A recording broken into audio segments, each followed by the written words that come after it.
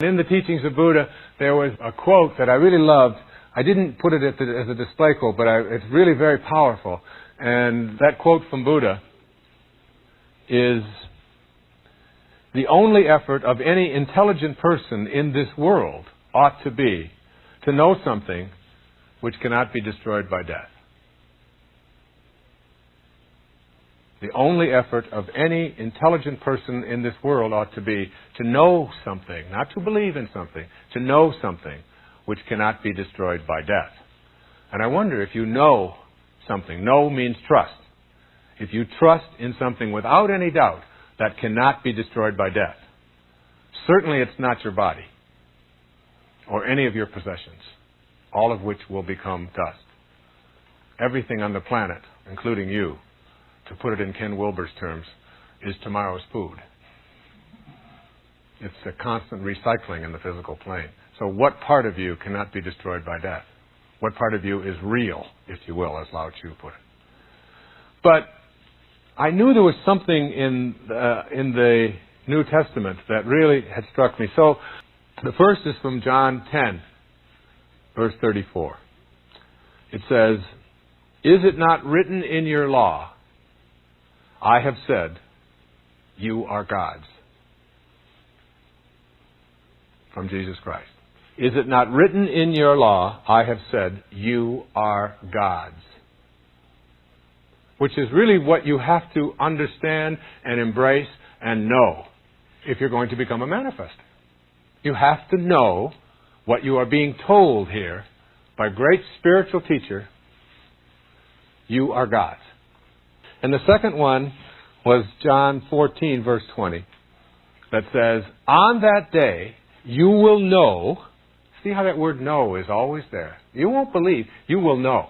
"On that day you will know that I am in my Father, and you in me, and I in you." So what is being talked about here? What is being talked about is not something that is physical. It's not like my arm is in your arm, my spleen is in you.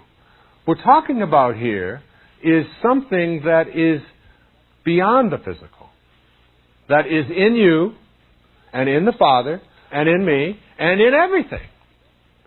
And if you get this, if you know this, then you begin to see yourself as connected to this divine intelligence that is everywhere, that is always flowing, that is inexhaustible, that is non-judgmental, that is available for you to plug into, just like electricity. And you can do anything you want with it, like electricity.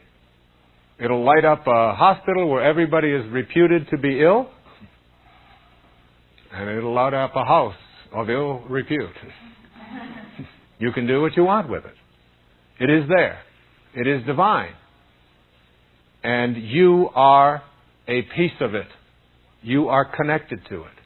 And once you trust in this, and once you know this, you almost come to a different perspective in your life.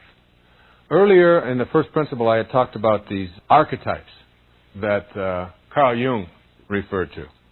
And in these archetypes, he said that we move from athletes to warriors to statesmen to spirit, and then when we are there, we can be all of these things. And one of the things that he also said is that if you don't get to this highest place, this highest archetype, then you will continue to come back and do it. Now, he's talking about reincarnation, and I'm not going to talk about reincarnation here. The way I see it is I think of God as like the ocean.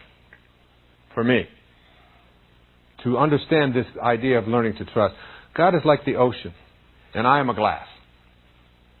And I take this glass, and I dip it into the ocean. And I say, okay, what do I have here? And the answer is, I have a glass of God. Now, it's not as big, it's not as strong, it's not as all-knowing, it's not as all-powerful, but it is still God. And just like a wave on the ocean is what the ocean is doing, you are what God is doing. And until you know this, you will never have the trust I'm talking about. You are what God is doing. And if you take a drop of water out of that ocean and you separate it out and you put it over here, you will find that it is weak, that it will collapse, that it has no power, that it can't do anything. Because it is separated from its source. And the same is true of us. When we separate ourselves from our source, from the divinity that is in all things, we take and make ourselves powerless, impotent, unable to do the divine things that we can do when we are united. Both as united with God, or with soul, or spirit, whatever you want to call it, united with each other. You see, it's that separation. It's always that separation. So it's almost like learning to trust in yourself involves trusting in the fact that you have a divinity. And this divinity is evident on the basis of the idea that God is everywhere. And if this intelligence is everywhere, you have to trust that it's in you. And there's no mistakes here. And while you may not always honor everything that you do and that others do, you can see that your essence, your basic essence of what it is that created you in the first place is that divine organizing intelligence that can never die. You've got to know that. You've got to trust in that. Here are some exercises to initiate becoming and being peaceful. Want the peace you desire for yourself even more for others. Practice giving away peace wherever you go by imagining that only thoughts of peace are in the container within you. Offer these energies wherever possible. Become a peacemaker with your fellow workers, your family members, and especially those with whom you're in a love relationship. Leave your ego outside where it can't extinguish your candle flame. Then offer someone with whom you usually argue and make wrong a new thought from the light. You're making a good point there. I think I'll think about that. Or thanks for giving me your opinion. I value what you have to say. These statements may at first shock the recipient, but you know that you're practicing becoming a being of peace by giving away what you want. And then ask. Use the words of St. Francis to ask to become peace. Make me an instrument of thy peace. The act of asking, even if you don't feel an answer right away, will alter the balance toward becoming the peace that you desire. Once you've asked, you'll find that it is given more readily than you may have suspected. This is a process of suspending your ego and allowing the higher, more spiritually based energies to weigh in toward your becoming more balanced. Slow down. Take your time. Your work isn't terribly important. Your worldly duties aren't terribly important. Make your first and primary priority in your life being in balance with the source of creation. Become thoughtful in your slowed down time and invite the divine to be known in your life. Being the peace you desire means becoming a more relaxed person whose balance point doesn't attract anxiety and stress symptoms. Make deliberate, conscious efforts to slow yourself down by relaxing your mind. Take a little more time to enjoy your life here on this planet. Be more contemplative by noticing the stars, the clouds, the rivers, the animals, the rainstorms, and all of the natural world. And then, extend the same slowed-down, loving energy to all people. Begin with your family. Take a few extra hours to romp with your children, to listen to their ideas, to read them a story. Go for a walk with your most cherished loved one and say how much you treasure him or her in your life. Extend this slowed-down perspective outward at work, in your community, and even to strangers. Make a deliberate effort to give someone your place in line rather than hurrying to be first. Become conscious of your efforts to become the peace you desire and to live in balance, even while you're driving. As you slow your thoughts down and decide to enjoy your life more, bring your car to a stop at a yellow caution light rather than speeding on through. Consciously drive at a relaxed pace rather than in a frenzy to get somewhere 2 minutes sooner. Let other people into the stream of traffic by being courteous rather than right. These are all ways to begin the process of realignment. Become conscious of your desire to be at peace, and then match your present moment thoughts to that desire. You'll become more compassionate without trying to be, simply because you've aligned your inner world with your desire to be in balance. You'll find that your body will feel more in balance as you pursue this glorious quest, as it will experience fewer symptoms of stress. Your body weight will adjust to the optimal level as you return to a state of perfect equilibrium. Your skin will reflect the balance and peace that you're becoming. Your digestion will return to normal without the aid of pills. Your sleep patterns will adjust. Your bowels will function perfectly as they were designed to. In short, you will be in perfect balance. You will not only be in balance, but irony of ironies, you'll become more productive. You'll have more abundance flowing in your life while being peaceful for the first time since you were a child. Take the advice of my teacher, Nisargadatta Maharaj. Just be. Give it a try, and I promise you'll be peacefully surprised.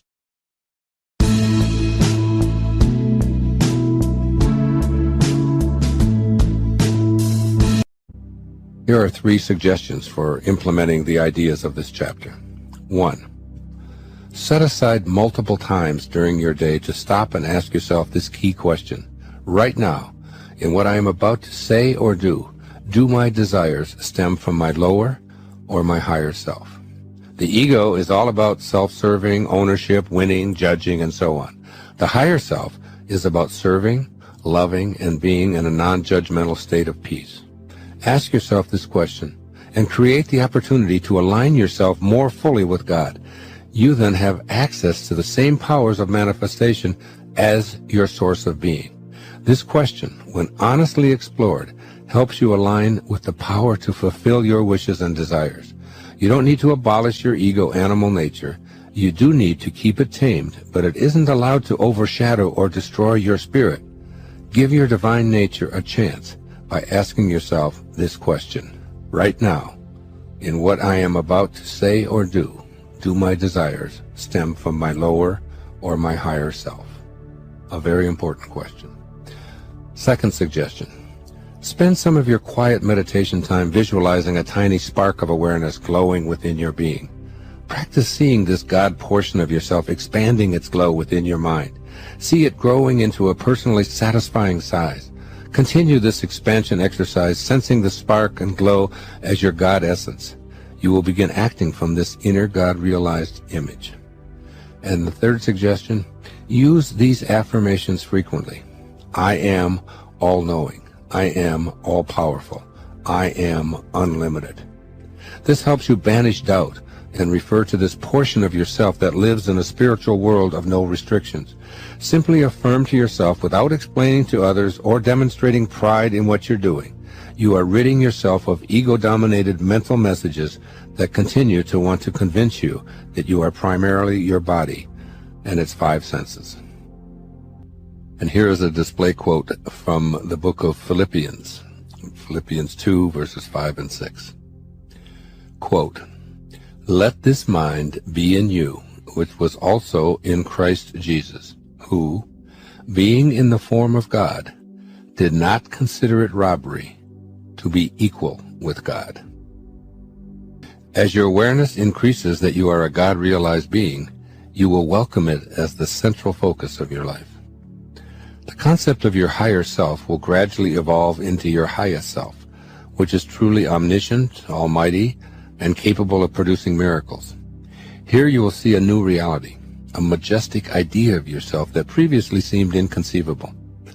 Your highest self is described in the pronouncement in the display quote that I just read, written by St. Paul in his letters to the Philippians in the New Testament. You move from being a spark or a fragment of God to being able to assert that I am God, and not feel as if you're committing blasphemy or a cardinal sin by such a declaration. Here, the idea that you are equal with God was promoted by Jesus Christ, and you are encouraged by him to let this mind be in you. This isn't the God created by humans, the ego-driven deity who plays favorites and requires ostentatious places of worship, has temper tantrums, demands reparations, and is filled with rage, punishing those who do not do his bidding. Not even close. I am speaking here of the creative source of all being, a God who is responsible for creating the miraculous movement from non-being to being, a God who is formless, who does nothing, yet leaves nothing undone, a God who is everywhere. This is a divine invisible presence that's within you. This idea is at the basis of all great spiritual teaching throughout all time. When you are this God, your essence of pure love, it is all you have to give away.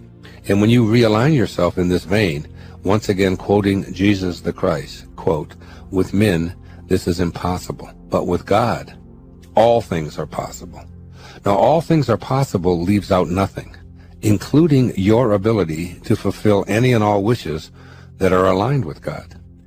You may find it difficult at first to be able to assert to yourself that I am God. But when you put it into the context of God as love, and pure love allows you to be almighty, all-knowing, and God-realized, you will, I assure you, begin to regain the omnipotence that is your essence from the moment of your transition from non-being, or spirit, to being, that is human. In the Vedanta, the ancient pre-Christian teachings, we are reminded that we are not a part of, but identical with, that absolute spirit of the world. This is your highest self. It's indeed a towering assumption, but one, if used in context and alignment with the creative source of all, that is the key to mastering the ability to live a life of your own wishes being fulfilled. After all, with God as you, and you as God, all things are possible. First and foremost, enjoy the mystery. Let the world unfold without always attempting to figure it all out. Let relationships just be. For example, since everything is going to stretch out in divine order, don't try so hard to make something work. Simply allow. Don't always toil at trying to understand your mate, or your children, or your parents, or your boss, or anyone else, because the Tao is working at all times. When expectations are shattered, practice allowing that to be the way it is. Relax. Let go. Allow. And recognize that some of your desires are about how you think your world should be, rather than how it is at that moment. Become an astute observer. Judge less and listen more. Take time to open your mind to the fascinating mystery and uncertainty that we all experience. And then, practice letting go of always naming and labeling. The labeling process is what most of us were taught in school. We studied hard to be able to define things correctly in order to get what we called high grades. Most educational institutions insisted on identifying everything, leading to a tag that distinguished us graduates with knowledge of specific categories. Yet we know, without anyone telling us, that there's no title or degree or distinguishing label that truly defines us. In the same way that water is not the word water any more than it is agua, Vaser, or H2O. Nothing in this universe is what it's named. In spite of our endless categorizations, each animal, flower, mineral, and human can never truly be described. In the same way, the Tao tells us that the name that can be named is not the eternal name. We must bask in the magnificence of what is seen and sensed, instead of always memorizing and categorizing. Do the Tao now. At some point today, notice an instant of annoyance or irritation you have with another person or situation. Decide to do the Tao, or practice the way, in that moment by turning inward with curiosity about where you are on the continuum between desire and allowing. Permit the paradox of wanting the irritant to vanish and allowing it to be what it is. Look inward for it in your thoughts and allow yourself to feel it wherever it is and however it moves in your body. Turn all of your attention to becoming open-minded, allowing permissiveness to befriend the mystery within yourself. Notice how the feeling manifests itself, perhaps doing loop-de-loops in your stomach, giving a rigidness to your skeleton, making your heart pound, or tightening your throat. Wherever it is, allow it as an enigmatic messenger within you, and give it non-judgmental attention. Notice the desire for the feeling to disappear, and allow it to be monitored compassionately by you. Accept whatever comes. Encounter the mystery within without labeling, explaining, or defending. It's a subtle distinction at first, which you must take personal responsibility for identifying. You alone can prepare the ground of your being for the experience of living the mystery.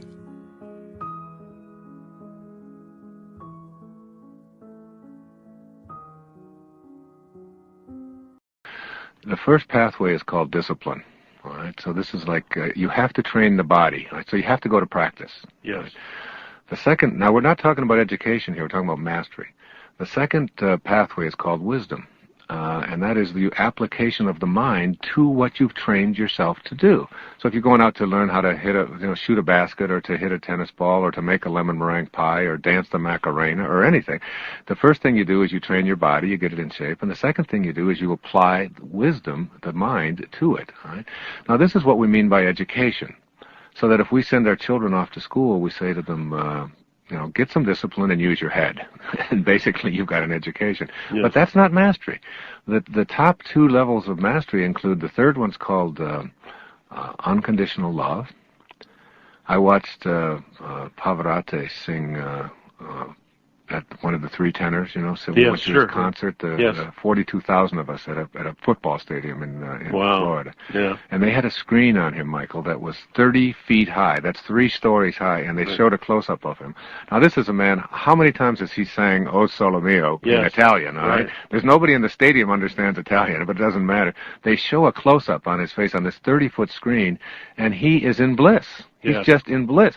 And I said to my wife, who was sitting next to me, I said, honey, this guy has obviously gone to practice. I mean, you've got to practice to be the best in the world. And he's also, obviously, he's got great wisdom. He has studied.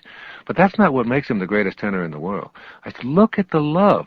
Oh, solo me. I mean, he was just, every fiber of him was involved in this. He was he was in love with what he was doing. And he wasn't selling us the song, he was selling us the love. Yes. That's the third pathway. But the highest pathway, what we really call mastery, is what we call surrender, which is when you get to that place where you realize that this is not you who's doing any of this, that you're not this body, this is not your home, this is not you that's doing it. There's something that you're connecting to called spirit, or consciousness, or higher awareness, and you're allowing God, I guess, if you will, to flow through you and send that out into the world. That's what the highest of them are. I mean, Michael Jordan says, I don't know how I do that. I just surrender. Yes. That whole idea of being able to get your ego out of the way. I was just asked the question in South Africa, but they were interviewing me, one of the newspapers there, and the woman hit me with this question. She said, what's been the greatest accomplishment of your life? And my ego started really going into, high gear. And I was thinking about, how many books I'd written, how many times I'd appeared on the Tonight Show, or, where I was on bestseller lists and all of this. I would I wasn't saying a word. I was just sort of rattling all of these things off that my ego wanted to say. And then finally it hit me, and I said to the woman, I think the greatest accomplishment of my life has been my ability to tame my ego, and to no longer see myself as what I have and what I do and what other people think of me. I'm not my possessions. I'm not my accomplishments. I'm not my reputation. I've been able to see myself as a spiritual being, if you will, having that human experience, and that is involved with letting go. As they say in that recovery movement, you let go and you let God. And that may sound trite, but it's really one of the great secrets to being able to attract and manifest into your life.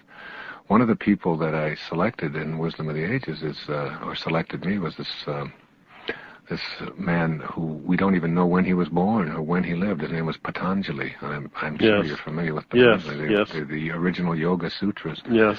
And his book, How to Know God. Yes. And wonderful translation by Swami Prabhupada and Christopher Isherwood. Yes, I have that. Yeah, it's a great translation of that. Yes. And it's just, every page. I've never read a book that I have. When I read it, I read a page or two and I set it down, and I can't wait to get back to it. But I don't want to read it because I'm afraid it's going to end. Okay, that's how I feel about that book. Right. Because there's so much masterful kinds of experiences and aphorisms in there that we can apply and really, really reach these miraculous levels. Anyway, one of the passages that I used from Patanjali was about this concept called inspiration, which is really what we're talking about here. Because the word inspiration, of course, comes from in spirit. And the word information comes from inform. So this is the age of information. And there's no shortage of information on this planet. With a computer chip that can put the name and address of everybody in the United States on it, and it's just the size of your thumbnail. We've got plenty of information. Yes. But what we have is a spiritual deficit, a deficit of spirit. So Patanjali talked about becoming inspired as a source of, and this is what he said. He said, when you are inspired by some great purpose, some extraordinary project, all of your thoughts break their bonds. Your mind transcends limitations. Your consciousness expands in every direction, and you find yourself in a new and a great and a wonderful world.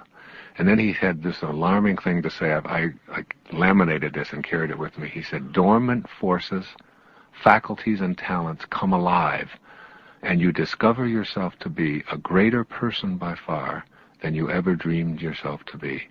And all you have to do is become inspired, that is, move into the world of spirit. And once we do that, once we leave the form, once we leave the ego, once we leave the idea that I am what I have and what I do and my reputation, what others think of me, and begin to see ourselves as the beloved, as connected to rather than separate from God, and allow that higher spiritual awareness to flow into our lives. I think that's what we mean when we say surrender, when we say let go. I know when I'm writing, if I let go, my writing is blissful and easy. When I struggle with it and I try to think about the right word and so on, I get stuck. Same in an interview, or the same in when I'm speaking on stage, or whatever. When I let go, it's the old aphorism: when the student is ready, yes, the teachers appear.